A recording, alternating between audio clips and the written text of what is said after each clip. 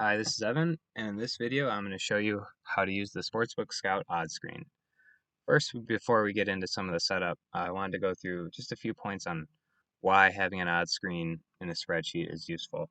There are a lot of other alternatives online. If you search MLB odds, NFL odds, you will see hundreds of listings of live odds, but none of them are in a spreadsheet. And so having live odds available in a spreadsheet allows modelers, analysts, anyone who's working with the numbers, originating, trying to get an edge. That's a huge leg up, having the data available in Excel rather than you see people doing models, copying and pasting in lines that get stale or it's from a single book. So um, this opens up the doors to doing some of your own analysis and being able to compare it to both the live lines and the best line. So let's get into it. There are a few setup steps before you can get everything rolling. The first step is to get an API key from our friends at the Odds API. Um, they are the service that provides the odds, and they require an API key in order to use the add-on. So I won't go through those steps. It's pretty straightforward, but they have a free plan where you get 500 credits per month, and depending on what you're doing in the spreadsheet, that is oftentimes plenty. Some use cases might need more. They do offer paid plans for those users. So there is a promo code for 15% off if you do need the paid plan, and it's listed here. But otherwise, even just to get started, 500 credits is definitely generous. So once you've got the API key, the next step is to install the Sports Odds Plus add-on, which is created by the Odds API group. And so you can see here the Google Workspace Marketplace, Sports Odds Plus. It has some of the screenshots about how it works, some of the parameters. So you would just need to install this. I've already got it installed, so no further work needed on my end, but it's pretty straightforward. And once you have that installed, you just go to get the data into the spreadsheet. You just click on Extensions, Sports Odds Plus, and Start. And this will open up the add-on here. And so by default, none of the parameters are filled in, but you can see you can get live odds by league, by bookmaker regions, and you can select multiple out of these different markets, so featured markets, and then they have a whole bunch of prop markets and pretty substantial offerings here. So there's there's a lot to go around. For the odds screen, it only works with the featured markets. There will be featured tools that focus on some of these more niche markets. So odds format on this spreadsheet works with American odds. Output tab is where you want the raw data to be dumped. The API key is what we just the step before what we just talked about, getting your API key so they know who you are and you're not abusing their servers. And then just a simple fetch button, which every time you click it, it will retrieve live odds, which is pretty awesome. And they also have this auto fetch button where you can schedule refreshes as quick as 5 seconds. That might be overkill, but you can play around with it, and it's pretty flexible. So a lot of good options, and I think this is really all you need for for a lot of use cases. So I've pasted my API key in here. That'll be unique to each user, but we can go ahead and start to fill out the add-on. You can see that it's defaulting to null. So if you see nothing in the dropdown, you just click refresh. It'll give you the live list, and you can see they have a nice big list of offerings, which is great. In this example, we are going to look at MLB. I am in the U.S., so I will look at my U.S. sports books. And there's a link here that breaks down which sports books are available in which regions. And you do have the option to select multiple if you'd like, and you can do that by holding down the control key and clicking other sports book or other regions. Markets, again, this odds screen specifically works with the featured markets only, so that's money line, spread, and totals. And so just like the section above, you can control click to select multiple markets. In this case, the sheet will pull and compare spread, total, and money line.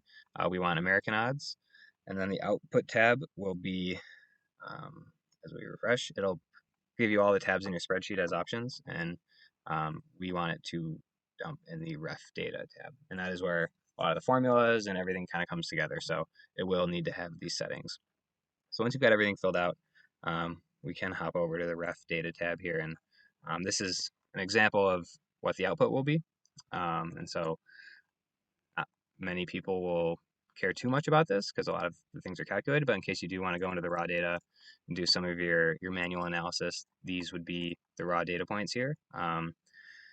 The API outputs data up to column O, and everything after column O are formulas that have been added by me in order to get the sheet work. So, again, if you're doing your own analysis, you can add columns, do your own calculations, do whatever you want with it, really. So it's really flexible in that regard. So I guess we can just run it as a test. So we'll go to the Moneyline tab here. And I'll get into some of the details about what each column means. But if I just hit fetch, in Google Sheets, you can usually see a little loading bar, which will tell you it is retrieving data. And there you go. You get a nice menu of both live lines. These games are in progress right now. And then these are games for the next day. And so the odds screen will give you, just like a web-based odds screen, will give you the, in this case, moneyline odds for each game. So right now, DraftKings and William Hill, which is actually Caesars, have the best odds on the Arizona Diamondbacks at plus 130. And so again, I think the real value comes in having this data available, less so just knowing that DraftKings has the best odds. But there's a lot to expand on. I consider this kind of a base, and people can kind of go crazy with all their different applications and ideas they have. Next, I want to head over to the Settings tab, and this is where you will set the parameters you want in terms of what you see on the odds screen. There's just a few options here. First is time zone. This will convert the game times and your current time into whatever the appropriate time zone, U.S. time zone is. I'm in Central time zone. And then here you can choose which sports books you want your data from. And this first row here, I call it Market Maker, and this can be whatever you want. And this is for users that care about market making sports books and want to compare other lines to the Market Maker. Some people like that, some people don't, but we have the option here. So here I'm selecting Circus Sports as my market maker, and then the following list are all the sports books to compare to both each other as well as the market maker. And ideally, you set books that you actually have available to yourself. Maybe there's other use cases, but if you're actually going to be placing wagers, I don't see a whole lot of value in seeing other lines other than maybe informational or like other market making books. But it's up to you. Select whatever sports books you like, and again, it'll just be in a drop down list based on whatever maker regions you selected. Half point value. So this is used in spread and total calculations in the scenarios where the market making book might have a different spread, for example, off by a half point or a point. You can use this parameter. I have 20 cents in here, but whatever you deem the value of a half point, you can input it here, and it will adjust the spread and total adjusted win percentages, implied win probabilities, to account for however much you are deeming a half point is worth. Off-market threshold. This is, again, for those users that want to compare lines to a market-making book.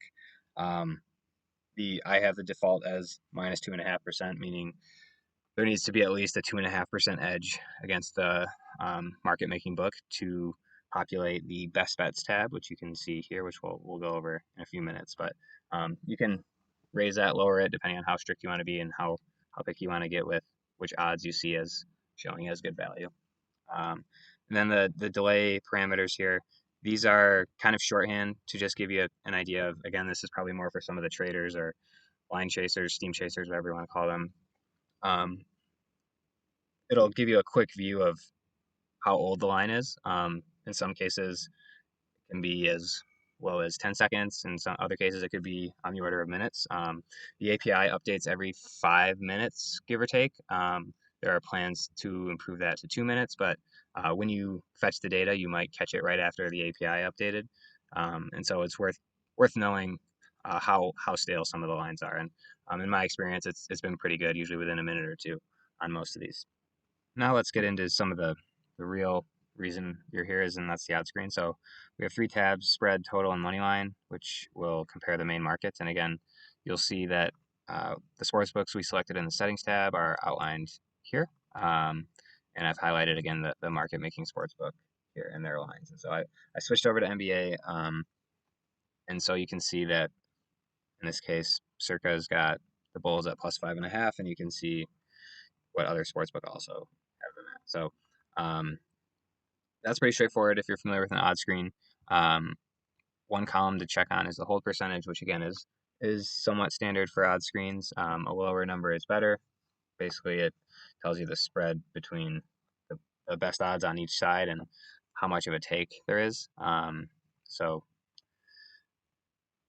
then there's off market, and then that's going back to the theory of some people comparing lines to the market maker and saying if one book is off of the market maker's number, then there might be some value there. And so this column will tell you if there is any line off the market, what the line is, which sportsbook it is, and what the edge is. On this one, you'll also see the colors, and when we talked in the settings about the delay, that is the color coding here. So this William Hill or Caesar's number was updated less than 30 seconds ago.